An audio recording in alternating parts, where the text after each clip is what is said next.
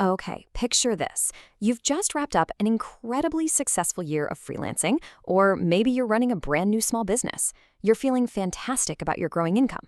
But then April rolls around. You go to file your return, and bam, you are immediately hit with a massive, completely unexpected tax bill that blows your cash flow entirely out of the water. And to make matters worse, the IRS tacks on a hefty underpayment penalty just for good measure. Well, today we are going to fix that. Let's dive right into this explainer and master quarterly estimated taxes so you can stop stressing, avoid those nasty penalties entirely, and start managing your cash flow like an absolute pro. We have all heard that exact horror story, right? Because when you transition from a traditional wage earner to working for yourself, your relationship with the IRS fundamentally changes. But before you get too stressed, consider this amazing statistic. The median net worth of self-employed people is over 4 times higher than that of traditional wage earners. Honestly, that is incredible. But that reward comes with a serious responsibility, managing your own tax compliance throughout the entire year. The core issue here is actually pretty simple.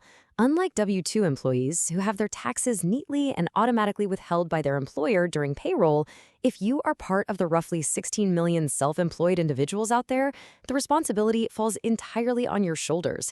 Nobody is holding back your share of income tax, Social Security, or Medicare. You have to do it all yourself.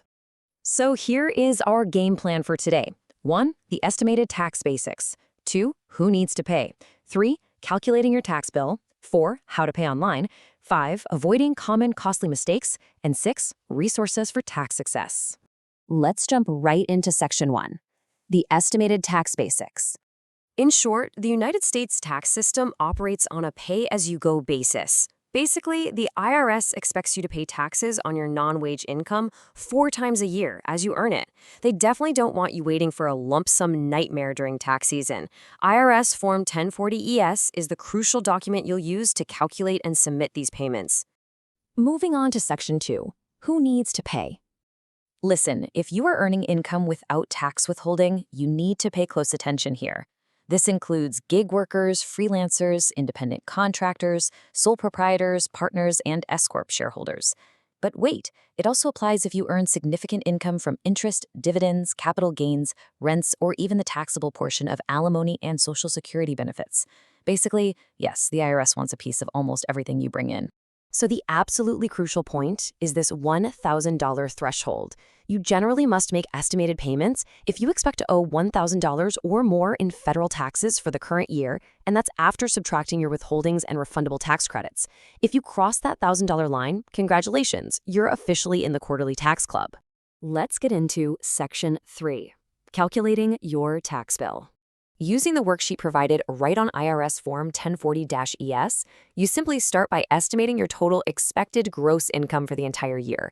Next, you calculate your adjusted gross income by subtracting any eligible deductions like your standard deduction. From there, you apply the tax rate schedules to find your total expected tax liability. And please do not forget to include your self-employment tax, which covers Medicare and Social Security. Finally, you just divide that total liability by 4 to find your quarterly payment amount. And hey, if you have wildly fluctuating income, like so many freelancers do, you can totally complete a new 1040-ES worksheet each quarter to recalculate and adjust your payments accurately. Now, if you are dealing with a more complex tax situation, you actually have to factor in specific lines from Schedule 2.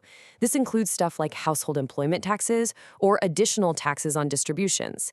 It really highlights why reading the fine print on the IRS instructions for Form 2210 is absolutely critical if your income streams are complicated. But if all that calculation sounds like a total headache, I've got a fantastic shortcut for you. To legally bypass complex calculations, you can use what's called the IRS Safe Harbor Rule. You can completely avoid underpayment penalties if you pay either 90% of this year's expected tax liability or 100% of last year's total tax liability. Now, quick side note, if your adjusted gross income last year was over $150,000, you actually need to pay 110% of last year's tax. This is an incredibly helpful rule if you've had a sudden massive spike in income this year. All right, Section 4, how to pay online. Go ahead and mark your compliance calendars for these 4 standard deadlines right now. April 15th for Quarter 1, June 15th for Quarter 2, September 15th for Quarter 3, and January 15th of the following year for Quarter 4. Just remember, if a deadline happens to fall on a weekend or a legal holiday, you get a lucky break until the very next business day. Ensuring you manage your cash flow to meet these exact dates is critical. When it comes to actually handing over the cash, please ditch the paper checks. The absolute most efficient way to submit payments is online using the free IRS Direct Pay system, which pulls right from your bank account. Alternatively, you can use the Electronic Federal Tax Payment System, or EFTPS. Both of these electronic methods provide a rock-solid confirmation record to help you avoid lost checks or misapplied payments. You can technically use credit cards through authorized processors, but just be careful because they will charge you a processing fee that can quickly eat straight into your hard-earned profits. Section 5. Avoiding common costly mistakes. Missing these payments isn't just a simple slap on the wrist with a flat fee. Oh no. If you miss a deadline or underpay, the IRS uses Form 2010 to charge you a penalty, which is essentially interest charged on the underpaid amount. It is calculated at the federal short-term rate plus 3%. And here's the kicker. It accrues every single day your balance stays unpaid. To put that into perspective, say you completely miss a $2,000 April payment. At a 7% annual rate, that single missed quarter can rack up roughly $140 in penalty interest before you even sit down to file.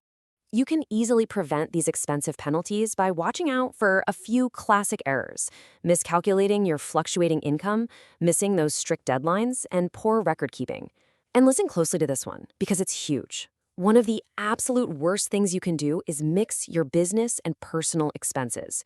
Doing that makes accurately estimating your liability practically impossible. You absolutely must keep pristine financial records, strictly separate your bank accounts, and set digital reminders for those 4 due dates. Finally, Section 6. Resources for tax success. The good news is you don't have to figure all of this out with just a pen and a calculator. Go straight to the source with IRS Publication 505 for comprehensive guidance, or use the IRS To Go mobile app for really flexible on-the-go payments. Even better, leverage accounting and tax software. Programs like TaxSlayer, TurboTax, or Paychex can automate all that heavy mathematical lifting for you. And of course, always utilize a qualified tax professional for complex situations. They are worth their weight in gold to ensure you are maximizing your strategy and protecting your cash flow. Now remember, tax situations are highly individualized. What works perfectly for a freelance graphic designer might not work at all for a multi-member LLC. So take this foundational knowledge we've discussed in today's explainer and consult directly with a certified pro to ensure your complete compliance and long-term financial health. You now have the power to conquer your quarterly estimated taxes with total confidence, stay completely compliant, and keep those hard-earned profits in your own pocket instead of paying them out in penalties. So tell us in the comments down below, what is the one financial blind spot keeping you up at night that we should totally unpack in our next explainer?